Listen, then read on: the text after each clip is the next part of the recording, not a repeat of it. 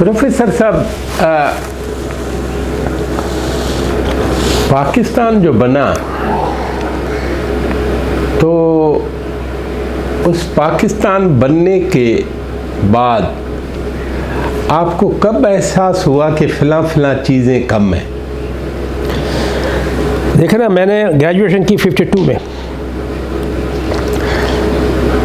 उसके बाद रफ्ता रफ्ता step by step college में हम पहुँचे तो एहसास पैदा होने लगा कि कुछ चीज़ गड़बड़ है।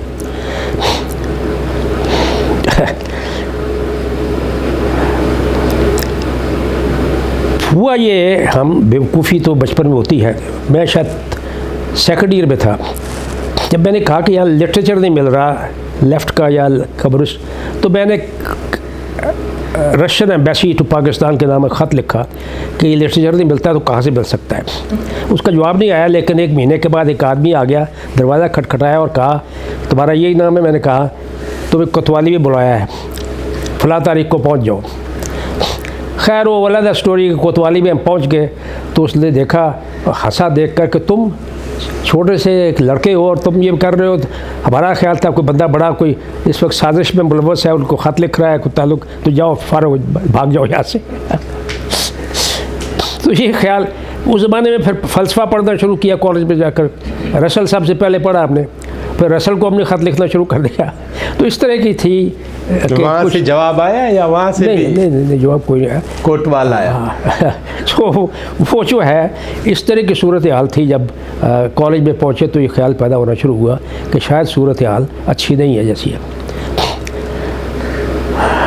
बात ये है, पाकिस्तान में जो था हाल बहुत बुरा था और अब भी बुरा है, और सियासी जमातों का भी बहुत बुरा हाल है, और एस्टेब्लिशमेंट का भी बुरा हाल है। ये क्यों है? हिंदुस्तान जब आज़ाद हुआ तो कांग्रेस बड़ी जमात थी, मुस्लिम लीग भी थी। मैं इस नतीजे में पहुंचा कि ये जो हिस्सा जिसको हम पाकिस्तान कहते हैं, मशरक़ी पाकिस्तान को छोड़ दे, तो ये हिस्सा वो है जो समाजी एतबार से, माशी एतबार से और समाजी एतबार से इंडिया के पिछड़े हुए हिस्सों में से था।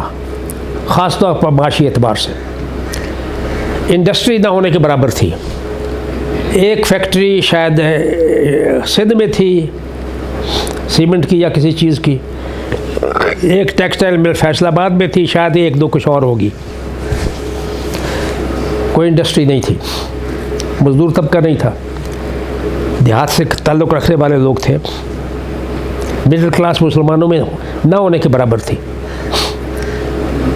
यहाँ कुछ कोशिश की थी एक मिनिस्टर ने ब्रिटिश पीरियड में कि यहाँ मुसलमानों को स्पेशल मराहत दे दी जाए, और वो मिल गई थी कि कोटा हो जाएगा मुसलमानों का। तो पंजाब में गवर्नमेंट कॉलेज में मुसलमान दाखिल होने शुरू हो गए कोटे की वजह से, मेडिकल कॉलेज में भी। तो थोड़ा थोड़ा इमर्ज करने लगा, लेकिन ना होने के बराबर थी। मिडिल क्लास ना होने के बराबर थी पाकिस्तान में। या जागीरदार थे बड़े, या हारी थे, या किसान थे, छोटे काश्तकार थे। दूध दही की दुकानें भी हिंदुओं की थी यहाँ। तो मुझे याद है, अभी मैं दही का प्याला लेकर जाता था तो बैठा होता था दुकान पर एक हिंदू जो हमारा दुकानदार था, वो ये कहता छन्ना उथे रख दे, ही वुडंट टच इट, रख दिया। फिर वो ऐसे दही उठा कर ऐसे फेंकता, फिर कहता है चक ले, उठा ले और ले जा। तो यहाँ मिडिल क्लास ना होने के बराबर थी मुसलमानों में, दुकानदार भी नहीं थे। नतीजा ये है कि जो पार्टी मुस्लिम लीग बनी उसके पास कोई क़यादत नहीं थी मिडिल क्लास की कतन कहीं भी। या बड़े बड़े खताब याफ्ता लोग थे, जागीरदार थे, दैट्स ऑल। अच्छा, किसी ने लिखा है कि अगर पार्टीशन के वक्त 47 में नेहरू मर जाता तो क्या होता, तो उसके जवाब किसी ने लिखा कि 6 आदमी और थे जो उसकी जगह ले लेते। यहाँ कोई नहीं था। जहाँ मिडिल क्लास का था, अगर मिडिल क्लास का उसको करना है, ये जागीरदार नहीं था, एक सक्सेसफुल प्रोफेशनल था, उसके बाद लाइन आप देख लें क्या है। मैं नहीं कहता बेईमान थे सारे, नाज़मुद्दीन बेईमान नहीं था, नहीं, ये जो था ये जो उर्दू स्पीकिंग हमारा प्राइम मिनिस्टर था लियाकत अली ख़ान में और ख़राबियाँ थी। मसलन उसकी कॉन्स्टिट्यूंसी वही रह गई थी, उसने कराची में बना ली अपनी कॉन्स्टिट्यूंसी उर्दू स्पीकर बुलाकर और आबाद करके, ये ख़राबी थी। लेकिन पर्सनली इंतहाई ईमानदार आदमी था। उसके बाप के पास हाथी हुआ करता था इंडिया में बहुत, वो जो ऑल इंडिया वो जो है थी फ्यूडल लॉर्ड्स की जमात, उसका ये सेक्रेटरी था, खाता पीता आदमी। बम्बई दिल्ली में जो इसका बंगला था 12, 14, 15 कनाल का, वो इसने दे दिया पाकिस्तान एम्बेसी को हमेशा के लिए मुफ्त। इसके बच्चे जो थे वो ऊंचे स्कूलों में नहीं पढ़ सके यहाँ, ईमानदार आदमी था। जब वो मरा है तो उसकी जुराबें फटी हुई निकली थी और उसकी बीवी सारा वक्त काम करती रही आखिर तक। ईमानदार लेकिन साथ इसके पॉलिटिकली बेईमान। वो जो नई कॉन्स्टिट्यूंसी बनाई उसने, मुस्लिम लीग के पास मिडिल क्लास नहीं थी। आप बंदे गिनने, सिंध खोड़ू साहब थे ना, वो कौन सी मिडिल क्लास थी? फ्यूडल लॉर्ड थे, ईमानदार थे वो भी। जो उनके खिलाफ बदतरीन केस बना करप्शन का वो ये था कि किसी को इन्होंने डिप्टी DSP मुकर्रर कर दिया था out of, that was the case. उसमें लगेंगे वो एबडो में। लाहौर में दौलताना बहुत बड़ा ज़मींदार, दूसरे बहुत बड़े ज़मींदार जागीरदार, यही हाल दूसरे सूबों में थी। सो यहाँ पाकिस्तान तो बन गया, मिडिल क्लास मौजूद नहीं थी, फ्यूडल क्लास मुल्क चलाने के काबिल नहीं थी। फिर रफ्ता रफ्ता उन्होंने इंडक्ट करना शुरू किया सबसे पहले ब्यूरोक्रेसी को। गुलाम मोहम्मद आ गया, मौलाना गुलाम मोहम्मद एक्चुअली ब्यूरोक्रेट तो नहीं था लेकिन वो टेक्नोक्रेट था। यानी वो इनके साथ बिरला वगैरह, टाटा बिरला के साथ वो काम करता रहा था, लेकिन वो सियासी आदमी नहीं था। लिबरल यस, लेकिन थिंकिंग के एतबार से वो मुल्क चलाने की अहलियत नहीं रखता था। फिर और आगे Chaudhry Mohammad Ali, bureaucrat, another prime minister of Pakistan. Bogra Bangladesh से था। मैं उसको एक तरफ रख देता हूँ फिलहाल, बांग्लादेश को, दैट्स ए सेपरेट। कि मैं इस वेस्ट पाकिस्तान की बात करता हूँ जो अभी है, इसमें मिडिल क्लास सियासत में थी नहीं। सियासत को बुरा समझा जाता था। जब मैं पढ़ रहा था तो हर कोई कहता था पुत्र या डॉक्टर बन या इंजीनियर बन। बाद में ही हो गया पुत्र तू जा सिविल सर्विस। अब हो गया कि पुत्र तू जाके कारोबार कर, वो दैट सॉर्ट थिंग। सियासत को समझा जाता था तज़ीय औकात है। मिडिल क्लास में, जो पंजाब में मिडिल क्लास उभर रही थी, उसमें समझा जाता था कि सियासत जो है ये चोरों का काम है, बेईमानों का काम है और वेलिया का काम है।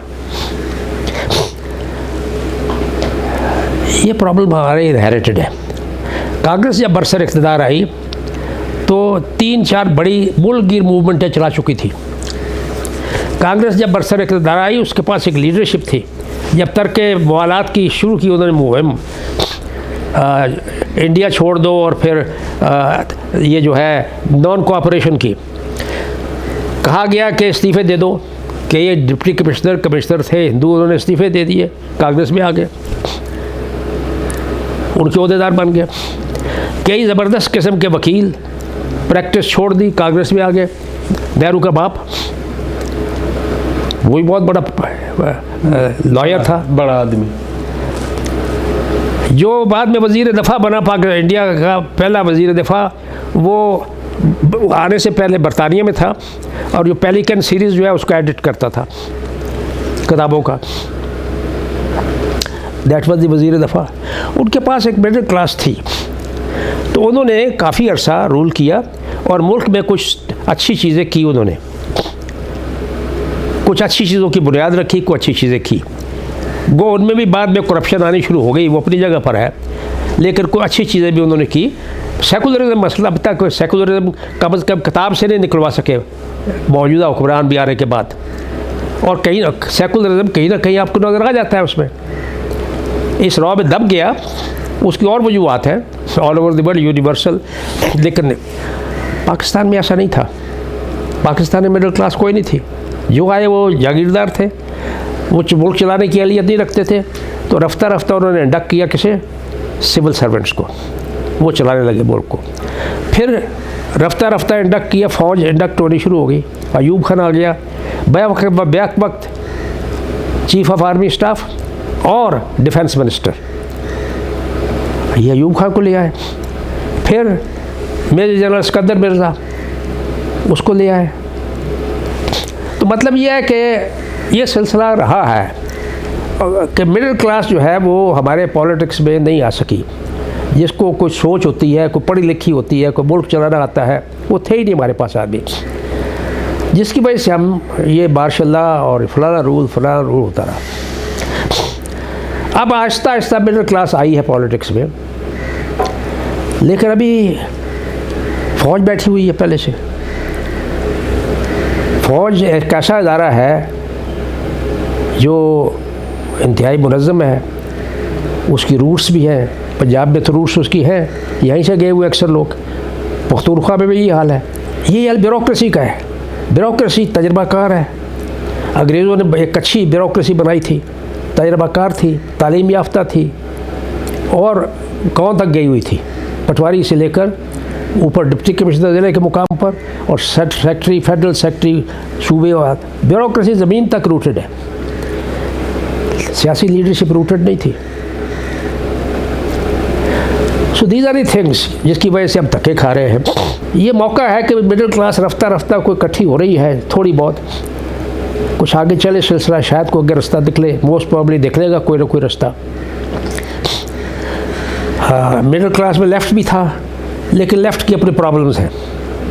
लेफ़्ट का प्रॉब्लम ये है कि अक्सर लोग लेफ़्ट के जो पंजाब में थे वो साथ या वकालत करते थे या कुछ और काम करते थे, उनके पास अपना कोई प्रॉपर्टी नहीं थी। सिंध में तो फिर ज़मीन शमीन थी कोई लेफ़्ट लोगों के पास, या कहा जाता है थी, पता नहीं थी कि नहीं। पंजाब में तो कोई ज़मींदार लेफ्टिस्टों में पैदा नहीं हुआ। मेजर इसहाक फ़ौज में रहा सारी उम्र, आखिर में बाहर निकल के लेफ्टिस्ट हो गया। CR असलम सारी उम्र वकालत करता रहा। यही हाल मिंटो का है, सारी उम्र वकालत उसने की। और हमारे बारे में तो ये तसव्वुर था कि संडे के संडे पॉलिटिक्स करते हैं, बाकी 6 दिन कोर्ट्स में होते हैं। तो ये मसला है मिडिल क्लास का, था, अब भी है, शायद कम हो रहा है, शायद मिडिल क्लास ज़्यादा बेहतर है। कभी कभी सिंध से खबर आती है कि मिडिल क्लास की पार्टी बनी है, लेकिन फिर साबित होता है कि नहीं बनी है। ऐसे तजर्बे होंगे और होने भी चाहिए, और नाकाम भी होंगे। ये नाकाम नहीं होंगे तो आगे कामयाबी नहीं होगी। तो मैं समझता हूँ कि तजर्बे होते रहने चाहिए। मिडिल क्लास को बार बार उठना चाहिए, कोशिश करनी चाहिए कि क़यादत की तरफ को अपना हाथ मारे। नहीं मार सकेगी, लेकिन कुछ रफ्ता रफ्ता शायद किसी स्टेज पर आकर चलकर लोगों में शऊर पैदा हो और वो उसके साथ चले। और वो पुराने जो है उन पर तिलस्मात है, और जो पुराने उनके ऊपर मजहबियत, सियासी मजहबियत के असरात हैं, और जो रूहानियत के असरात हैं जो सियासत में आगे हुए हैं, और पीर परस्ती जो है सियासत में भी आई हुई है, रफ्ता रफ्ता शायद उससे निकले। अभी तक तो नहीं निकले, लेकिन शायद निकल सके, मिडिल क्लास आगे आ सके। तो जब तक वो मिडिल क्लास ठीक ठाक तरीके से पॉलिटिक्स में आगे क़यादत में नहीं आती, जिसका रास्ता मौजूदा हमारे हर पार्टी ने बंद किया है,